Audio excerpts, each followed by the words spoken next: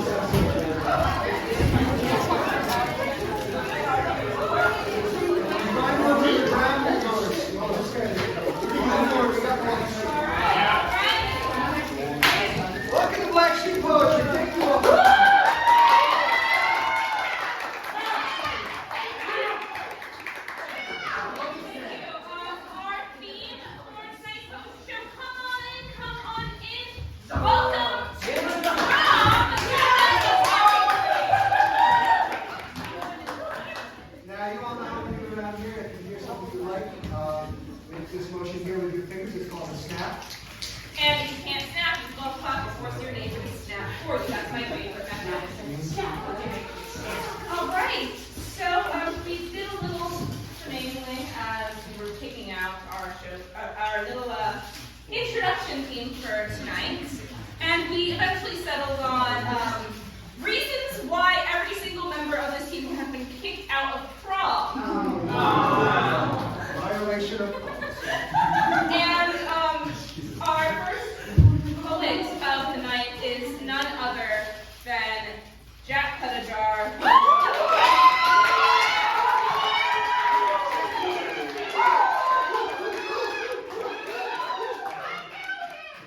He will be graduating in So, Jack, for your final show in the Black Box, the reason you have been kicked out of prom is for your aggressive stomping.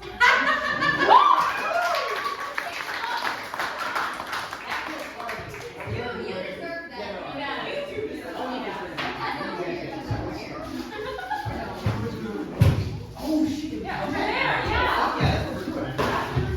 Who wants a little burger? Little gummy burger. Oh.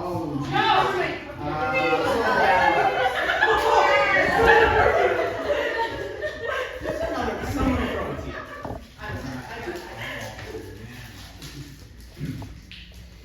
Overlooked. Because that's what you're doing.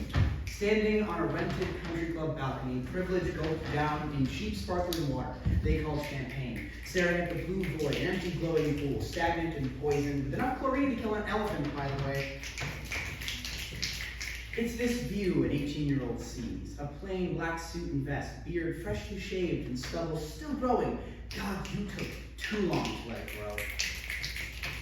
Could say that about yourself. Like that old suit and vest, push it down and back on the proverbial shelf because the feelings and emotions are just another test, just another source of failure and blame. So you ignore the trials, kick the system, and rig your mind to succeed if you don't play the game, just to wear a suit 2 sizes too big.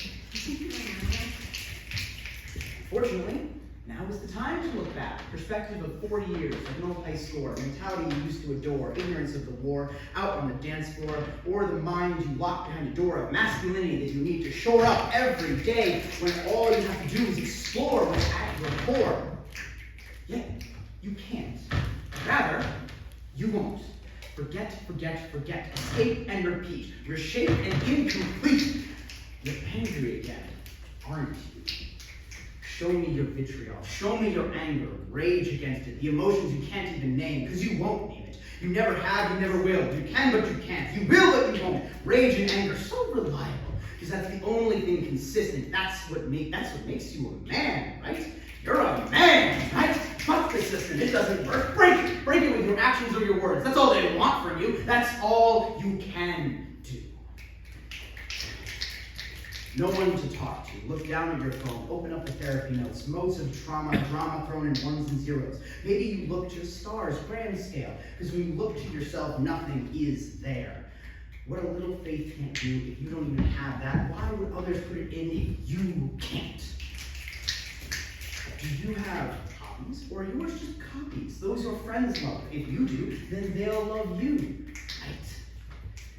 Are you nothing but your experiences? Is something deeper than appearances? No, not for you, because that's always what it is, not for you. An A is an turn is not for you. A bit of progress, just a coin toss, not for you. Any win is just fate, blinking, not for you. You blast the music to drown out the disco theme on the dance floor, yet I'm not letting you forget. Not now, we can't, or you'll push them away. Like your friends at this dance, you have to remain and stay, not in this blind trance. Face the music, songs you escaped you because you won't fight, about face and run. Those songs, your demons, made you play them, chords of empty hope, left thoughts condemned in broken tunes. So you search for dark harmonies that clot your heart, but they have our face. Not wearing, but being. They remain because you do. But then finish it. End it. The song, empty lyrics, empty words, empty passion, empty hobbies, empty soul. As it always has been. So do it. Push them away with your laziness, your stubbornness, your judgment, your deafness, your ignorance, your actions, your words, your thoughts, your ADHD, your OCD, your learned helplessness, your rejection sensitivity. With your weight over the balcony, drown the music with yourself. Yet, a stronger weight remains on your shoulders. You look back to see me. I'm a little older, more tired, heavier, and instead of beard and long hair, what the hell will Mom think?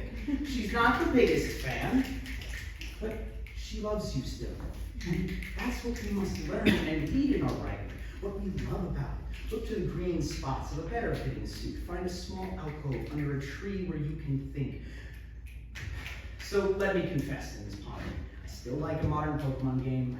I can't see inherent values of things. I see my writings as pieces of shame. I won't accept solutions like circles or rings. I don't even believe in this God anymore. So then, what are you talking about? Do you even have a plan? Are we lost in this dark and stormy night, abandoned by the heroes we escaped with? Is that all we are, that lonely soul? Think now on what we hold, lines and bold, so that this time keep up the rhyme, because we like how a sound bounces through and around this box and stage where theater helps you share. What you are is what you love, not who loves you. For it's amazing what the pain can do when you focus on the love and not the pain. And that love others give to you is given back through being you, inherently. For you only have 6 feet between you and getting some rest, but we have so much to share, even if the voice says, I've got all this love I've got to keep to myself, to lose emotions so that you have all this effort to make it look effortless. But remember, on a tiny spin to meet a future partner, or forced confidence in a hallway audition for boxes of dreams, online Zoom calls to those dreams, masked up on a field, drinking yourself silly, taking up hobbies because they weren't worlds you could see. Well, you reach out for a key. We only need to love what we do. And you do, to some degree. Otherwise, why would you still pursue? So, I can enjoy this terrible romp through my mind and awful swamp, through the fake confidence and pomp, overlooking the future. Let's start with a stomp.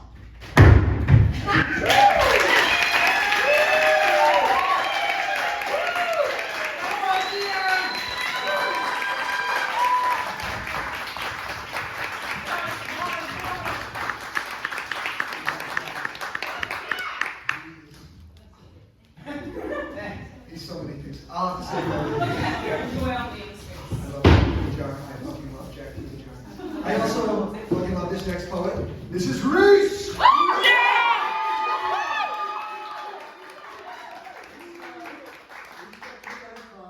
starting the mosh pit. Let's go! Funny.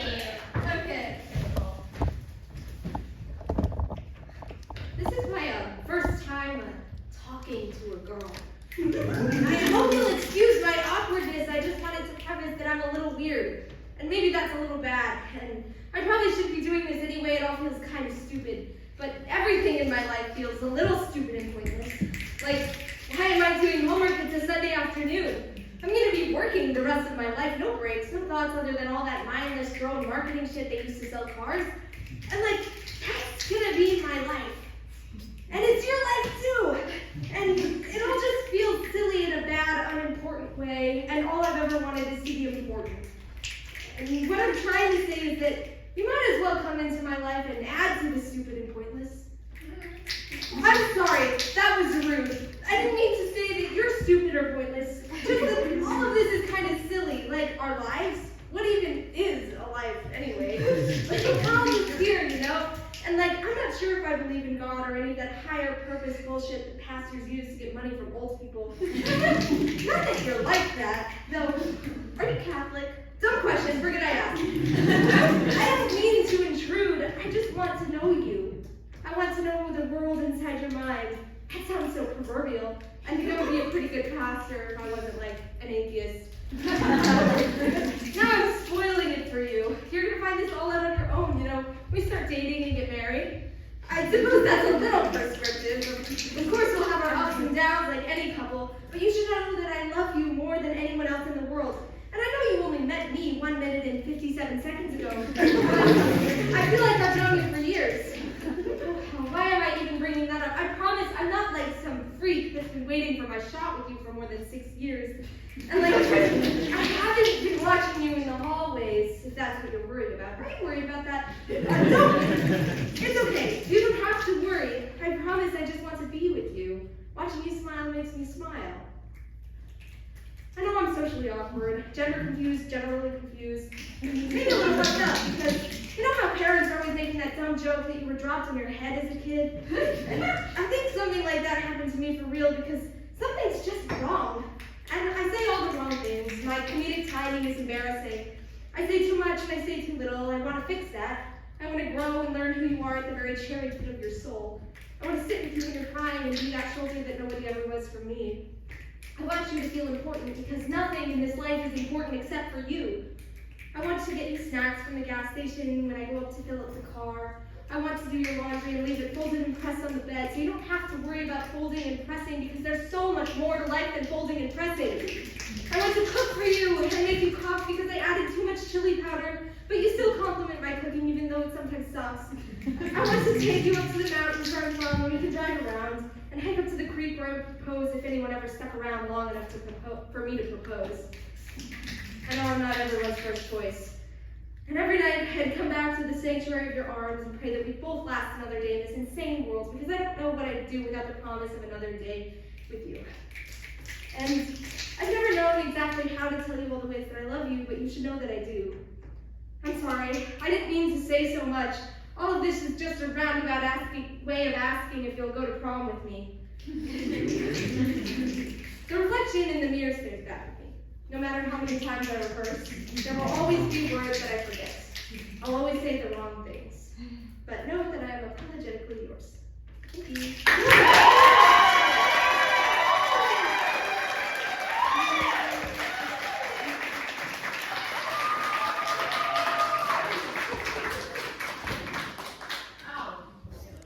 Thank you. Our next poet of the evening is none other than my dear co-captain Liam. Woo!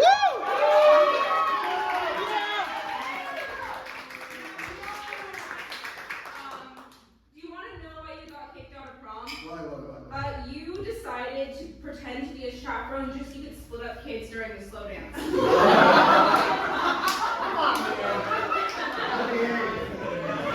Peace. Peace. Who got the party favor? You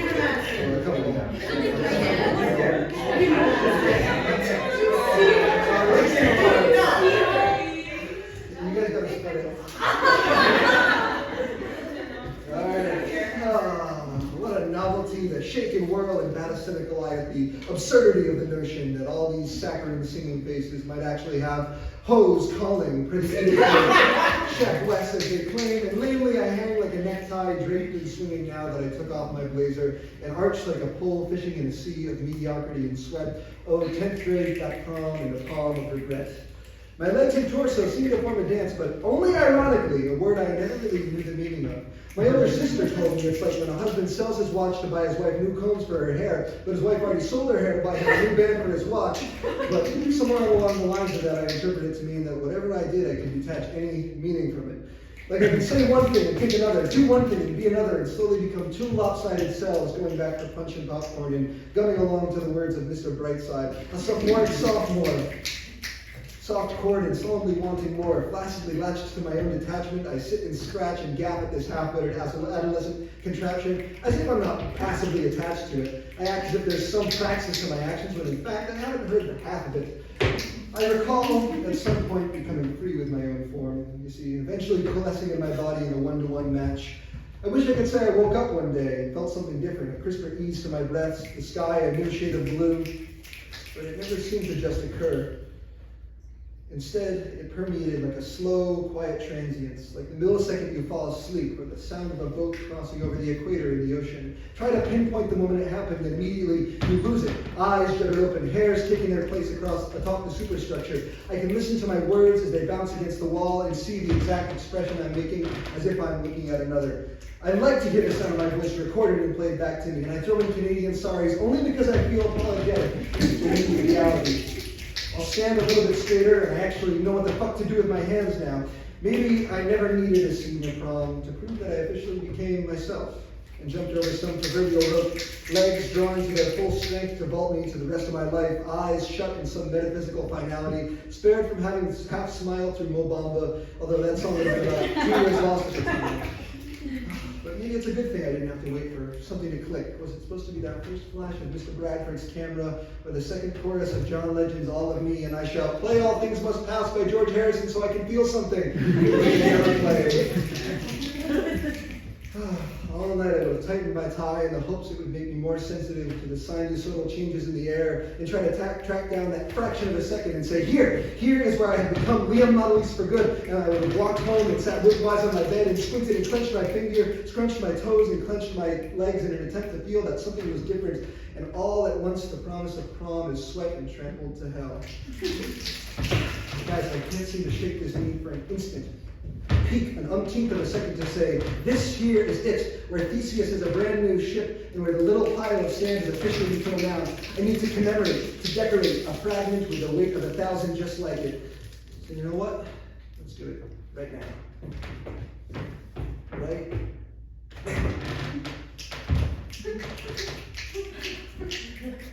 Maybe.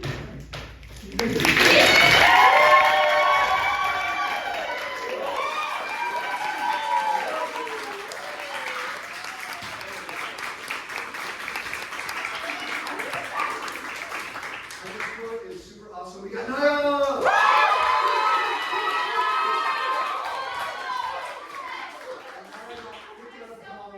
For barking at people.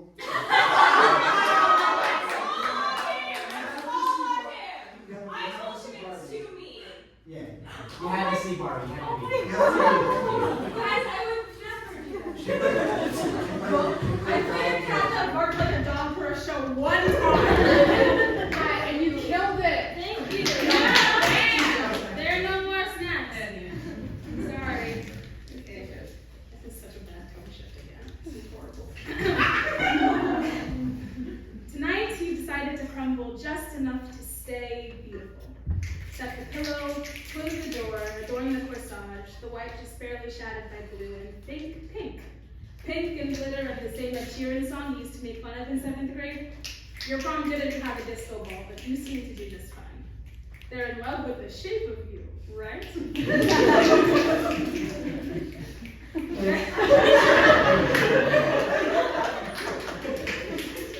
They aren't paying much attention, though. The crowd of dangerously white-clawed warriors jumped into play on your beach between your date, your girlfriend, and her pissed-off ex-best friend. The shimmer on your eyes as well to mask their own anxiety, your date's dispute as well to read it. At least you a distraction to match this infraction upon your shine. Inspiration to plant your feet, and then you've missed the only slow dance that night. You've missed your date too, and cute year-long shyness and the unspoken peck you've shared give way to reality that this oddly amounts to nothing. Nothing has been building to nothing for some time now, and nothing lasts. Your date turns to you and quietly asks, what's wrong? And unable to conceal your concerns for so long, prone to uncertain honesty, you'll reply, nothing. And it will sound so weak, and you'll be so teary anyways that her pitiful and similar silence will parade you back to the table. The chicken is cold. The corsage twists, and you cuddle with your heads turned the other way. Your friends leave, the party dissipates, your plate is left half-eaten. They depart to a beach. Your friend's mom brings you home. Then the aftermath, the preparation for the faux hangover headache. In your mother's bathroom, glitter running down the drain, you sigh, dart your eyes, and rehearse the Leviticus verse you've been assigned. With a weary, bright smile and her sprinkled coquetted eyes, she used to tell me I was beautiful. Forgiveness, holy living, your grandma's newly ghosted room. I've been prone to waiting and dearly missed I love yous.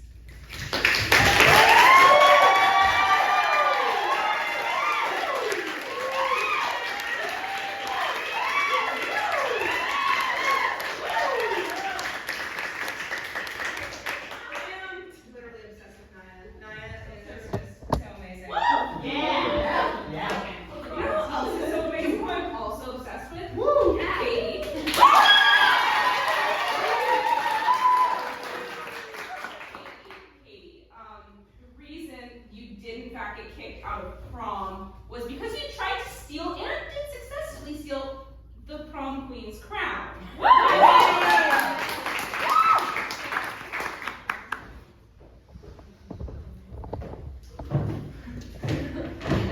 I love you!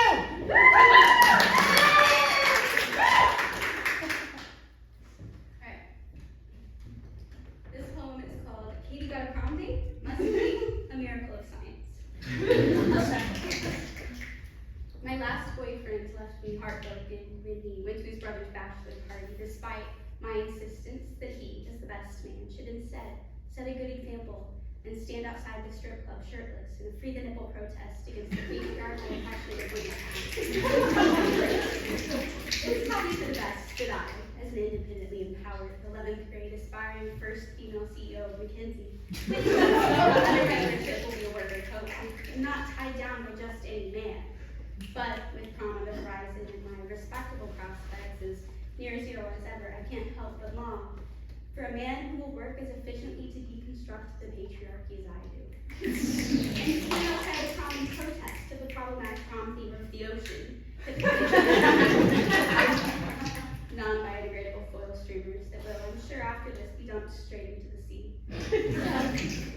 I let my mind come back to the Disney Channel original movie, Build a Better Boy. And the fact that the best boy the brain trust of the Comcasting subsidiary could locate was Noah Centineo. I decided that I too can build a better boy. Unfortunately, I'm not a technological genius, and I haven't taken math since I made my sister take my Algebra 2 test, but I am at the moment in English class, reading the first half of Frankenstein by Mary Shelley. So I throw out animatronics for reanimation of a by the Missouri High School anatomically inaccurate textbook accumulation of a man, and build a better boy with some ethically obtained body parts in the needle thread stolen weeks ago from my mother's sewing kit in protest of that sexist societally assigned women's role. In an attempt to train my recently reassembled better boy, I recommend for his reading the Scum Manifesto. Perhaps I should have read it first because I think the 13th page of Kill All Men rhetoric sent him down a spiral of shame, not unlike what happened to the real Frankenstein's monster. Which I know because I've read all about one either. I catch him anxiously scratching at the threads in his neck, but I tell him not to worry, that he fits right in with all the 11th grade aspiring philosophy majors at the dance. And before you know it, we're being ushered in the decorated door, lured away from our protest post out front by the sparkles of the foil streamers and the fact that the people inside look like they're having so much fun. It's Mr. Brightside. The overcrowded gym becomes a mosh pit with my better boy in the middle, having, I'm sure, the time of his 3 days of life. But when the crowd breaks the circle and crashes into him, the fraying threads in his neck pulls taut, can't hold the extra stress, and they snap. My better boy's head rolls into the crowd like a bowling ball, but I leave prom with my head held high, having finally deconstructed the perfect representation of the patriarchy. My lawyer counsels that I should see insanity, and I threaten to get him disbarred for that disgusting display of sexism. And I do, and as I rot behind the bars of the United States Ethical Reanimation Committee's jail cell, I know the pictures of the wallpaper was yellow.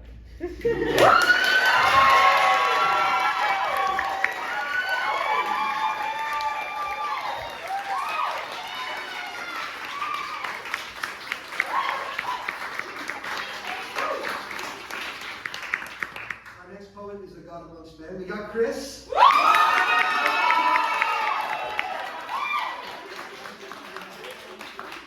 Chris was kicked out of prom for standing broodingly in the corner.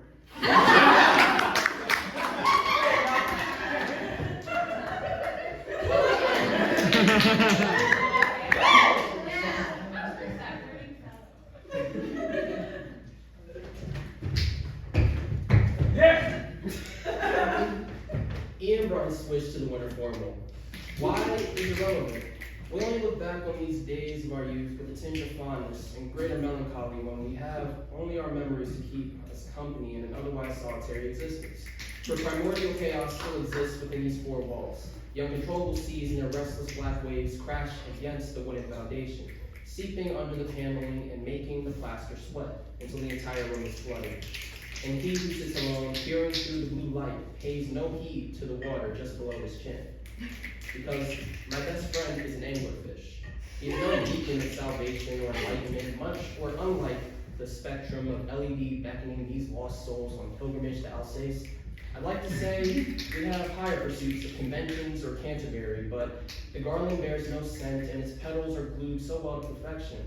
I fear this is Avalon.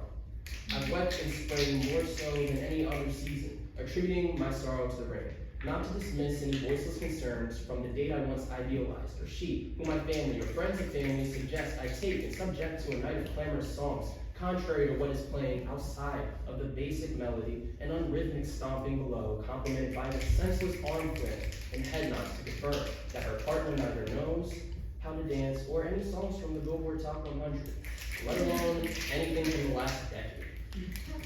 Call it detachment. Personally, I've always found it ironic how distance may create proximity, causing two paths that would have never otherwise crossed to meet at a point of intersection. I couldn't tell you how or when without a premonition or point slope form, and there'd be no purpose in it when it was you who not only scored higher than me on the AP exam, brought this to my attention some time ago, but still years after you brought your switch to the winter formal. In hindsight, I might have done the same. If you had told me beforehand, I would have wheeled in a television and sat beside you since I didn't have a switch of my own back then. Whoever disagrees is free to defend the traditions of the deceased who first supposed we gather in these banquet halls, wherever they were. But since then, catering has declined, ambiance bled of its luster, and Jersey Rock has displaced the waltz as the newest dance craze. I'd argue sincerity had gone out of fashion once the Romanov Duchess was found clutching her baby brother, and I could no longer watch the off-brand Disney adaptation based on her imposter, who gives up her title for love. Do you sympathize with her? I wish I could say the same, but even after purchasing a Switch of my own, I couldn't bring myself to take it with me to prom. I avoided the dance altogether. What's more, I prefer the PlayStation to the Switch. Points still louder for mobility, but there's something to be appreciated about having one place to return to. Home is like a material sense of monogamy, and while the nomadic lifestyle of wandering from place to place is envious in that, like the games played, you may determine your preferred difficulty, I find comfort in confinement. It's a type of controlled environment we console players are used to. The concept of playing outside is practically absurd, yet, despite buying a Switch of my own, I lied. It wasn't that I couldn't take it to prom, nor were games any concern. I had plenty, and very well could have downloaded something new for the occasion. The only reason I didn't was because I was, and am currently still, just a casual gamer.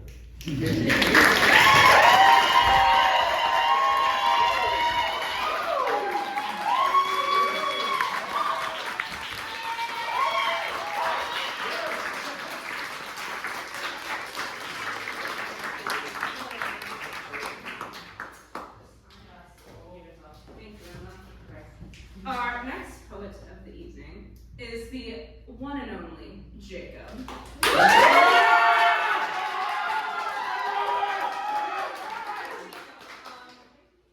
You got kicked out of prom for reenacting the Obi-Wan Anakin saber battle on the dance floor.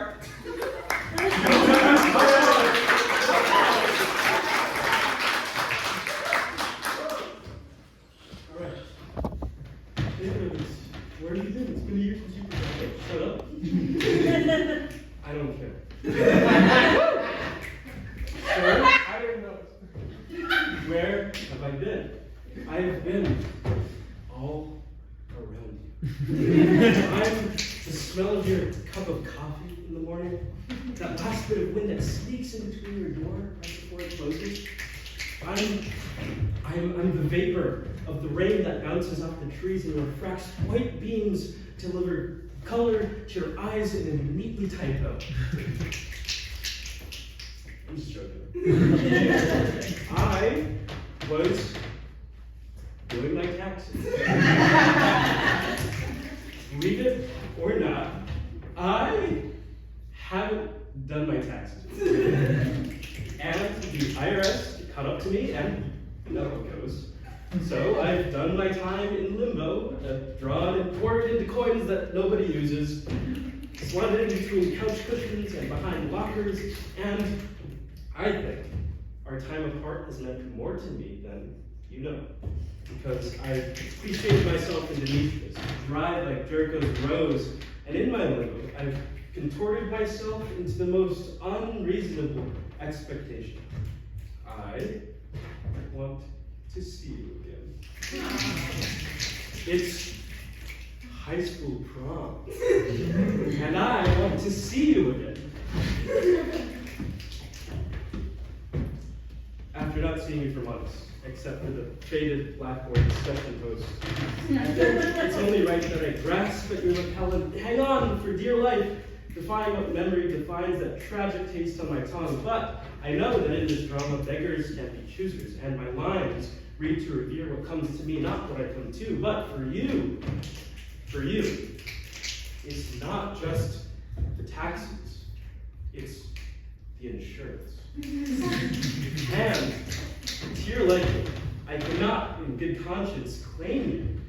I claim you not because I find you sacred. I claim you not because skin scintillated, overexposed, tongue-tied in your taciturn, velvety words, because I claim you not in your infinite passive giving, because swinging two-tone chandeliers by the twinge of your fingers, I claim you not post-party in drunken stupor, but I hope I can pick up your effervescent frayed ends. I cannot claim you. Not because the normality strikes me sadistically blue, bruised, and boring, but because claims cannot hold their value unless some meteorite strikes, and I can settle the damage with the insurance company. So, for now, open my mouth wide to osmose the cacophony out of our music, while I absorb the heavy metal from the soil of my souls, while I tie the braids to the jagged fences, while I set fire to the oil in my stomach and filter the fumes before they can reach your lungs. So, for now, you can look into using your credit card haphazardly. Until you can look into solitude and find that I am there too. I cannot claim you until we can co-sign coincidence. And we won't have to worry about the damage.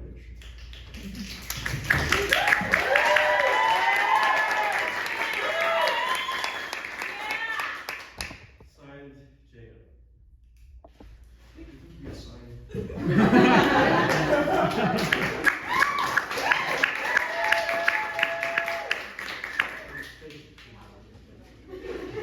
I'm arresting you for tax fraud. No, don't! I just like no! Hands behind your back.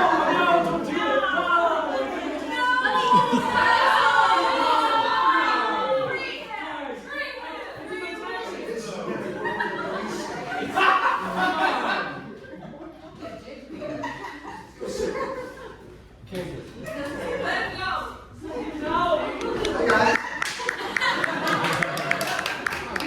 Our next poet, we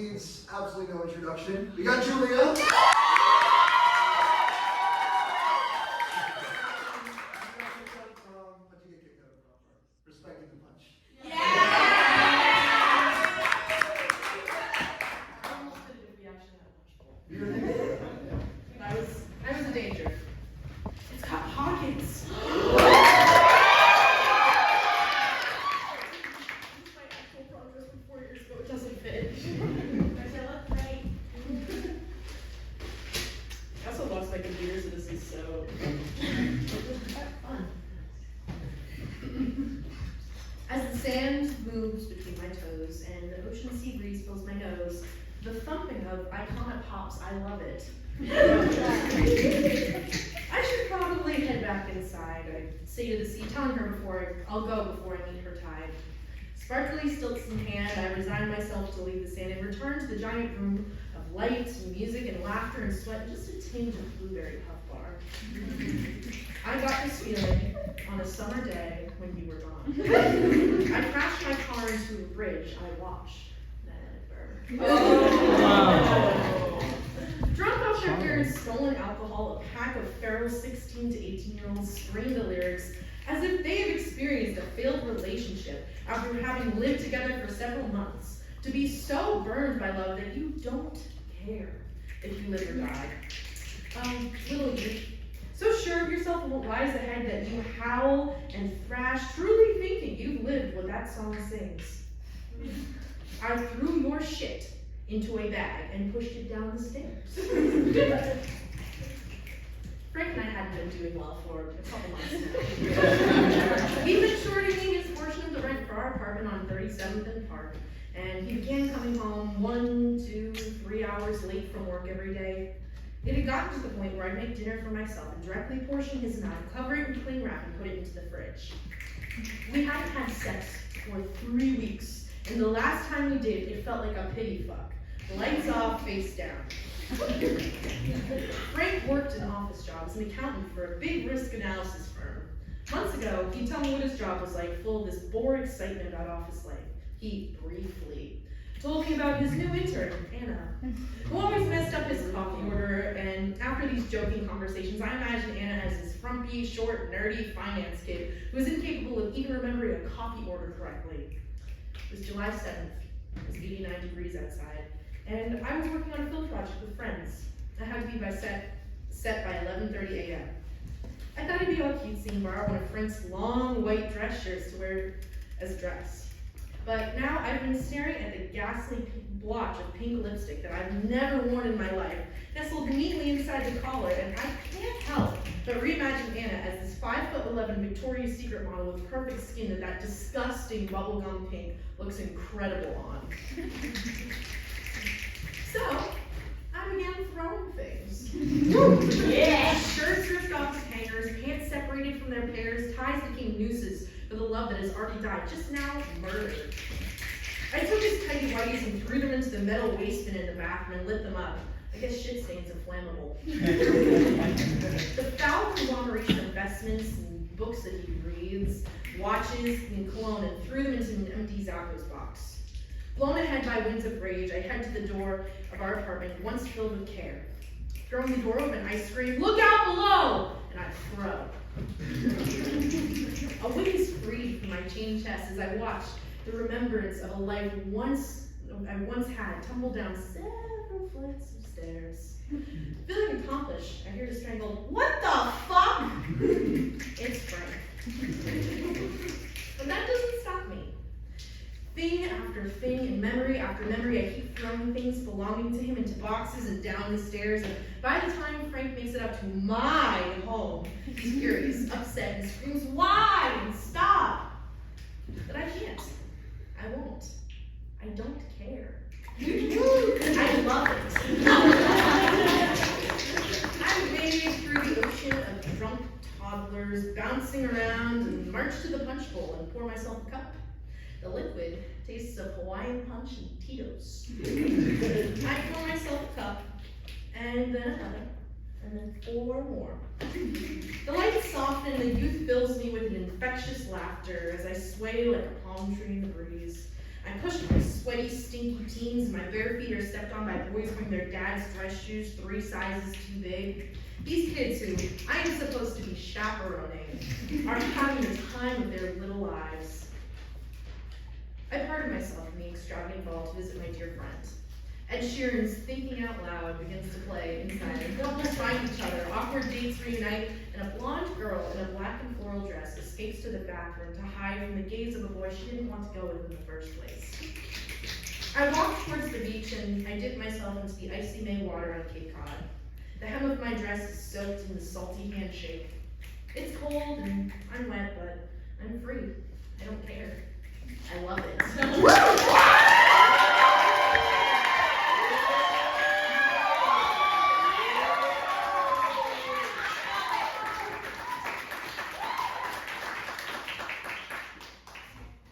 we all just love it? I hate that song, actually. You don't like Charlie? Nobody wrote it down. I know, please don't. That's on you. Anyway, our next poet of the night is the one and only Mary. You have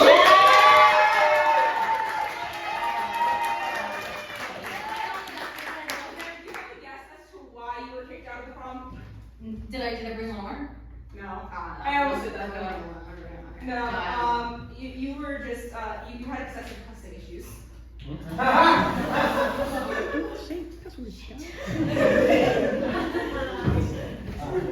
Are there any of these left? No. No? Anyone want a corsage? One corsage. No? Okay.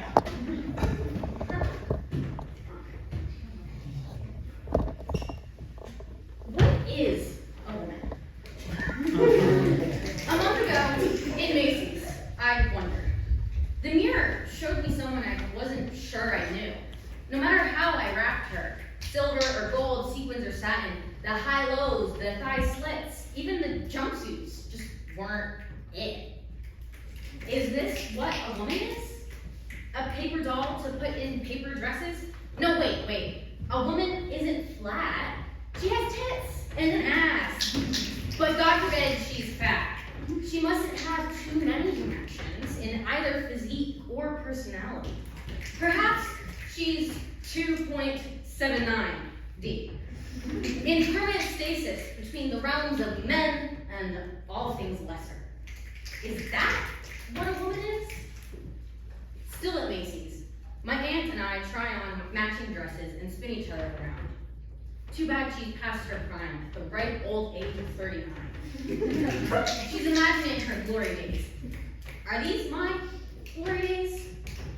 And my mother and I laugh. How silly to think you could be pretty again. To think you could be a girl again. Is that what a woman is? Someone who used to be a girl, from the moment she's legal to the millisecond middle age finally sneaks up behind her. And after that, is she only a woman if she strives back toward her girlhood state? If she irons out the wrinkles and presses out the excess weight? Must she constantly compress herself to fit the form of whatever a woman is? Well, fuck that. I don't know what a woman is, but I know who women are. And that's the better question, isn't it? Not what, but who is a woman? She's whoever she fucking says she is. And heaven help those who tell her otherwise. She's a lover, she's a mother, she's a legend or a queen. She's sparkling in a dress or sharp dressed in a suit. She's contemplating gender in a Macy's dressing room. Who is a woman? Not in the define a social construct sense. In the sense of, am I a woman? I don't know what a woman is. And I know it matters not. A woman mustn't be confined to a thin and flawless box. But even if she's three-dimensional, fully fleshed out, finally free, is she me? I know these are women's pants and a women's jacket. I know I can wear a suit to prom and still a woman be. But do I force myself into stasis when assigning femininity? Who is a woman? Prom is no fucking place for a gender crisis. Can anybody tell me where the fucking punch is?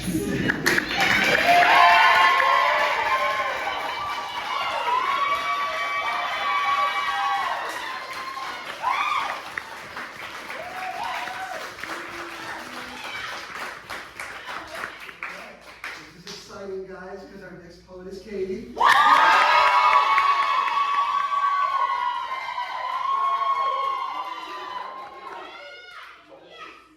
Katie got kicked out of prom for putting on Pavement and Radiohead on the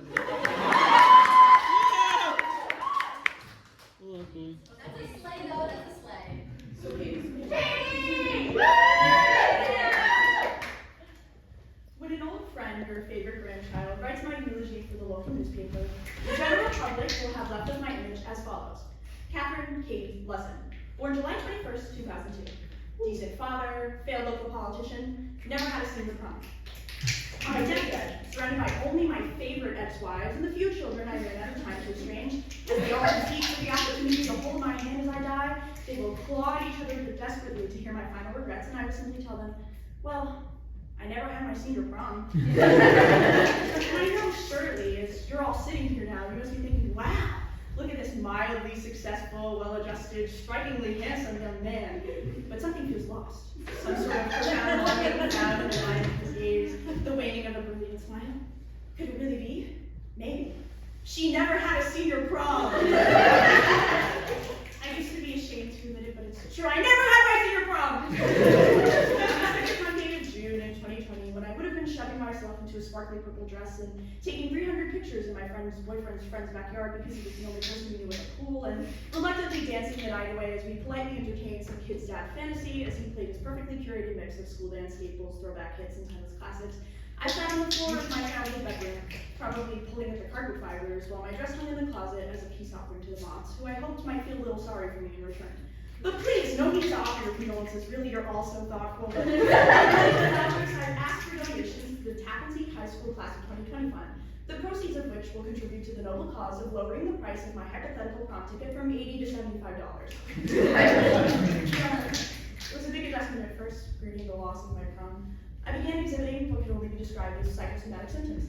I was itching and sneezing from my imagined misogyny, involuntarily sucking my stomach in and puffing my chest out, and unconsciously looking for the person most likely to be a DJ in any and all public places. As I psychiatrist suggested, I might best process this unconscious clinging by writing a poem about how I withered away until I was nothing but bone, and lived off of an aching desire to actualize the long-held belief that I had been secretly, tragically beautiful all along. But to be honest, I'm bored of trying to capitalize off of a performed self-hatred. And besides, well, I'm not even sure I should be telling you all this. I'm really only half telling the truth. It's too much of a complicated narrative for a 300-word tribute on legacy.com, but on a technicality, I maybe had a senior prom, but a homemade one, at my friend Blair's old house in the Palisades. You should have been there. The big blue colonial with the stone path leading to the door, telephone wires reaching through the dense open pine, the sun burning out in the backyard, lifting the hottest day of the year off our bare shoulders. We stood among the two willows in the front yard, stretching their heavy limbs towards one another, planted years before we'd ever known them with the sole purpose of keeping each other company. And for the rest of the night, I couldn't help but look at everyone under the Dollar Tree string lights hanging over the porch, dancing and holding each other with the same arms and hands they'd so generously offered to put around my shoulders and bear weight through the ugliest times of my life. And I realized in the silent and sobering way that only a 17-year-old kid can ever manage, that I had really known love in a way that makes you understand why you're terrified it could fall apart in any second. All the years you spent with your back to the wall, looking for anything besides those same stars, you could have been listening for the rise and fall of someone's chest, pointing out which constellations they always pretended to see, brushing fingertips in the soft grass. If you'd asked me then, I selfishly would have told you I'd make it so tens of thousands of years from now, by some freak accident of nature, scientists would find the house and everything in it petrified in amber. Every part of who we were and what we wanted then delicately preserved, in hope someone would find us and at least understand what it was like to know us, even for that brief moment in time. But that feels too abstract, doesn't it? Not a satisfying enough conclusion. I agree. Which is why, as my executors will tell you, I've included a section in my last will and testament that grants the rights to portray my life and likeness in the eventual biopic they will produce within the next decade, of course, to carry on my legacy after my untimely demise. It'll cast you as Matt Dillon, opposite a rising indie talent that looks just enough like me with sharper features and perfect skin and better bangs. But in the penultimate scene, where I've just been nominated prom queen as a joke, they will pull a Carrie-style prank and dump a bucket over my head that they forgot to buy pig's blood, so they opted instead for all the spare change in their pockets. $10.62, enough to buy a pack of Newports with tax. After my victory, we will share a triumphant slow dance to Two of Us by the Beatles, and everyone will watch as I make the pivotal decision of whether or not to put my hands around your waist or your shoulders, eventually just opting for your elbows as the safest option. And as the scene fades out in the high school gym, before the credits roll, and I leave you for good, I'll say something like, "It's you! It's always been you!" I happen to include a disclaimer. All characters appearing in this work are fictitious, and resemblance to real persons, living or dead, is purely coincidental. You know what was meant to be you. You'd recognize yourself anywhere, wouldn't you? Still, when you take me to court for defamation, I'll always have the upper hand. understand. How could any of this possibly be true? I never had my senior prom. It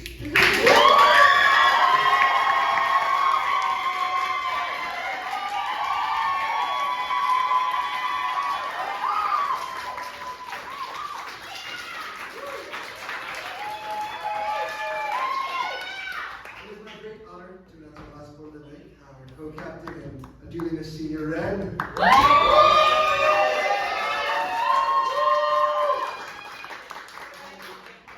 got kicked out of prom for bringing a prop sword. That's fair, I can see that. We'll have to check like 6 different layers of a dress or some shit to find that.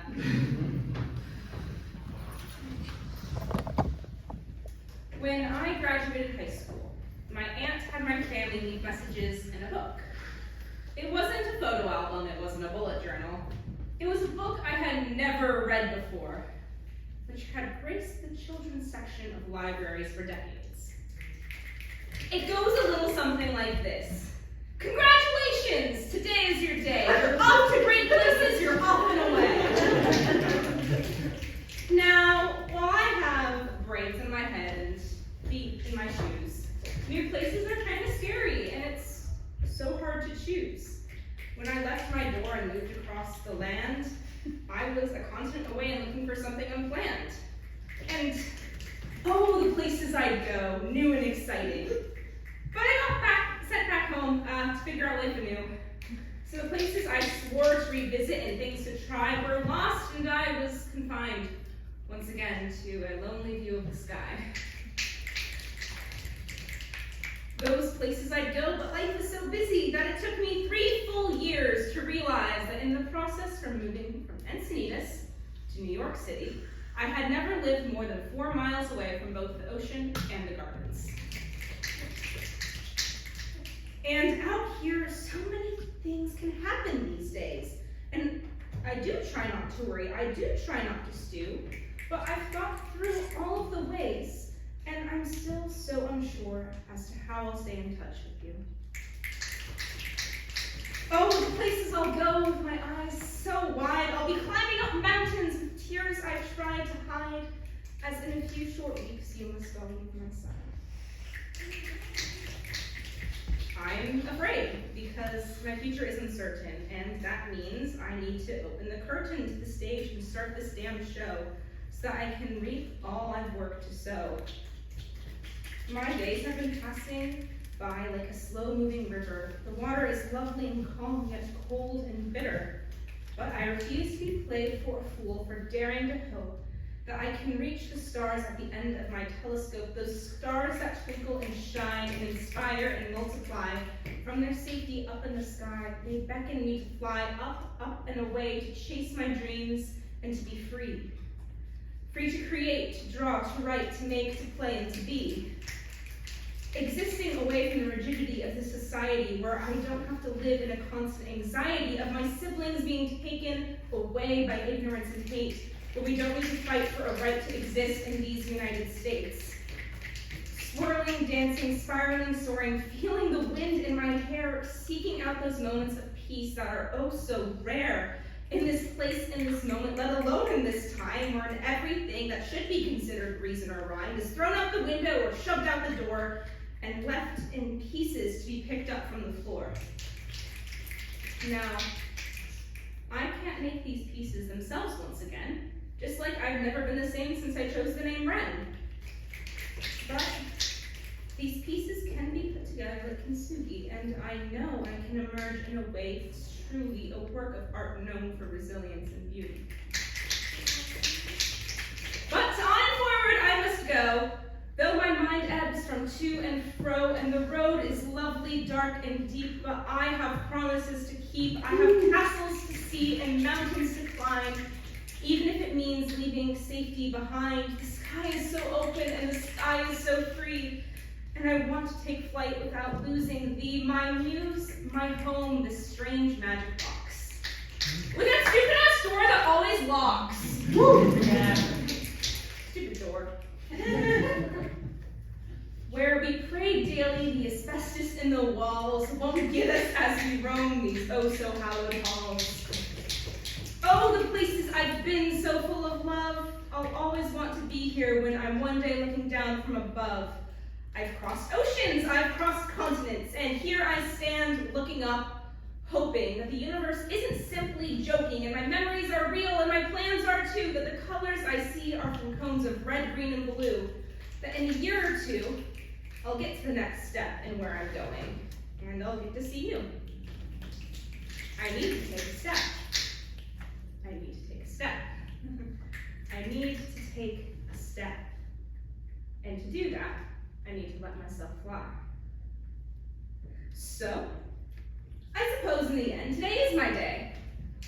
Tomorrow and the next are too. My mountain is waiting for me.